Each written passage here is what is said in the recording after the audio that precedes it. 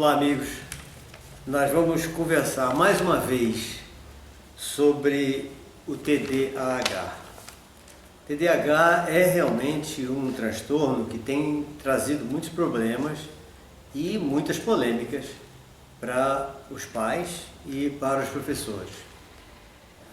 Por que nós temos que ter muita atenção com o TDAH? Principalmente por causa da prescrição de medicamentos que está muito exagerado, tanto nos Estados Unidos como no Brasil, para qualquer sintoma que se aproxime daquilo que as pessoas acham que é TDAH. E isso tem prejudicado bastante um número muito grande de crianças que na realidade não têm o transtorno e que acabam ficando com os efeitos colaterais desses medicamentos que são muito fortes, na base do metilfenidato. O que nós podemos fazer então para evitar problema com as crianças? Nossa preocupação é essa, não prejudicar as crianças com um diagnóstico precipitado que pode lhe trazer problemas futuros. Bom, a BDA, que é a Associação Brasileira de Déficit de Atenção, ela recomenda que antes de nós dizermos e enviarmos essa criança a um médico, um neuropediatra, um psiquiatra infantil, dizendo que ela está com sintomas de TDAH para que seja analisado, que nós façamos uma verificação bastante cuidadosa na escola e em casa. Essa verificação é o seguinte: eles elencaram 9 sintomas de déficit de atenção e 9 sintomas de hiperatividade ou impulsividade.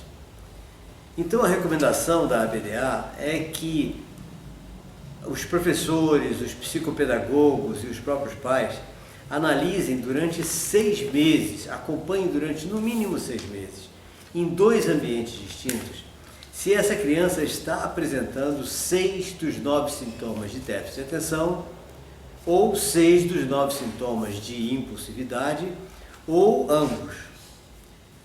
Esses sintomas são quais? Os sintomas de déficit de atenção. Não presta atenção a detalhes e erra por descuido nas tarefas. Não presta atenção nas tarefas de sala nem em atividades lúdicas. Frequentemente ignora ou parece não ouvir quando falam com ela. Não termina tarefas e não segue instruções. É desorganizado em tudo. Não gosta de se envolver em tarefas em que precise refletir ou raciocinar. Perde com frequência material para realizar as tarefas. Distrai-se facilmente com qualquer coisa à sua volta. E esquece frequentemente de realizar as tarefas. Então esses são os sintomas de déficit de atenção. Se a criança apresentar 6 desses 9 sintomas durante 6 meses em 2 ambientes distintos, nós podemos dizer que essa criança tem características semelhantes a TDAH com predominância de déficit de atenção. Agora vamos aos sintomas de hiperatividade. Se a criança está sempre agitada, movendo mãos e pés, não consegue ficar sentada na cadeira durante a aula, está sempre correndo mais do que seus colegas, não consegue brincar de jogos de tabuleiro nem demais atividades paradas, sempre demonstra energia plena, fala muito, mesmo sem assunto, responde às perguntas antes mesmo que o professor pare de falar, não consegue aguardar a sua vez na sala nem em jogos, interfere nas conversas e interrompe as brincadeiras dos outros. Esses são os sintomas de impulsividade e hiperatividade. Da mesma forma que no outro, se ela apresentar frequentemente 6 desses sintomas durante 6 meses em 2 ambientes distintos, ela tem as características que levam a BDA a acreditar que essa criança pode ter o transtorno de déficit de atenção com hiperatividade. Bom, então, a partir do momento que a criança não apresenta 6 desses sintomas, nem de um nem de outro, ela pode ter bloqueios emocionais, pode estar tendo sido vítima de crenças disfuncionais, que é uma outra coisa que ocorre muito nas crianças, que é a criança que está com menos atenção que a outra e o professor, ou amigos, ou colegas, você não presta atenção em nada, você não consegue entender nada. Isso acaba criando uma crença interna nessa criança, que a gente chama de crenças disfuncionais, que vão fazer com que ela apresente sintomas de um transtorno que na realidade ela não tem. Então isso é uma coisa que tem que ser observada. Outra coisa que pode ser observada também é que a criança pode simplesmente estar com uma nutrição inadequada. Ela pode ter intolerância alimentar, uma intolerância a algum alimento, e com isso a nutrição está inadequada. É interessante, nós fazemos uma análise de intolerância alimentar para ver se podemos modificar a alimentação dessa criança. Outra, a criança pode estar com déficit de atenção porque não está dormindo corretamente. Então vamos verificar qual é a rotina dessa criança. Ela está dormindo no mínimo 8 horas de sono por noite. Ela está, ou ela pode estar também muito estressada. Será que essa criança está mais de 1 hora por dia, mais de 2 horas por dia em cima de um computador na frente, que é muito comum as crianças estarem hoje? Então vamos começar a reduzir isso, criar uma rotina saudável com jogos que não sejam de computador, com atividades esportivas, atividades lúdicas que não sejam eletrônicas, para que ela possa diminuir o estresse, que é bem possível que ela esteja, e nós possamos eliminar com isso os sintomas que podem levar essa criança a ser medicada sem necessidade com uma substância química tipo metilfenidato, que vai acabar trazendo complicações.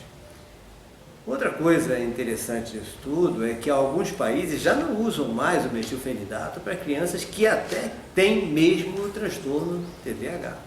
Crianças que apresentam todos aqueles sintomas que estão elencados ali.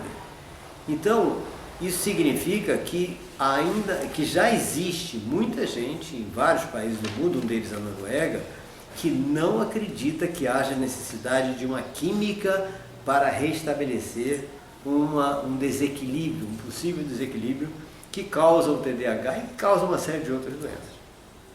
Quanto a isso, saiu uma reportagem nessa revista Psique, feita pela jornalista Michelle Miller, que ela é jornalista com especialização em neurociência cognitiva, que mostra exatamente o que eu estou falando agora e o que eu já comentei em muitas palestras sobre a Noruega e outros países que não utilizam o metilfenidato para o TDAH real, inclusive. Esse artigo mostra que é um mito o desequilíbrio químico que necessita de substâncias químicas para reequilibrar o organismo.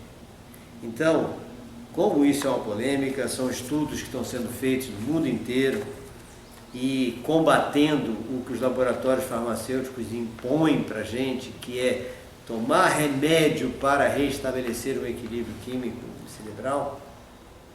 Tudo isso faz com que a gente tenha que pensar muito em dar um remédio para nosso filho, principalmente um remédio com características como o metilfenidato, que vai trazer efeitos colaterais que são extremamente negativos.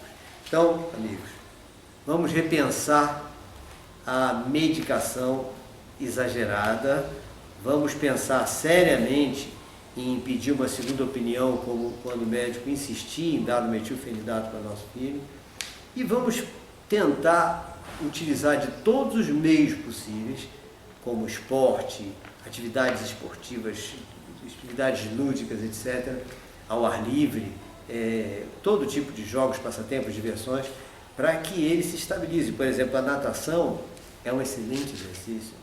Os esportes de campo, corrida, salto em altura, etc., são excelentes.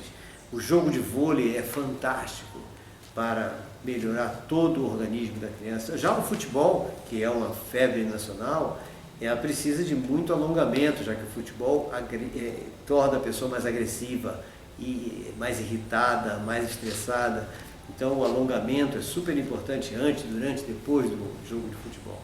Bom, qualquer dúvida sobre esse assunto, entre em contato conosco. O meu e-mail, robertoanderson@gmail.com.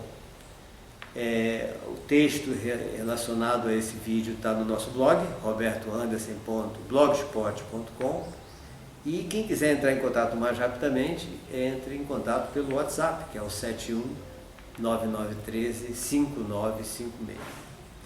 Ok, amigos? Um forte abraço a todos e até o nosso próximo encontro.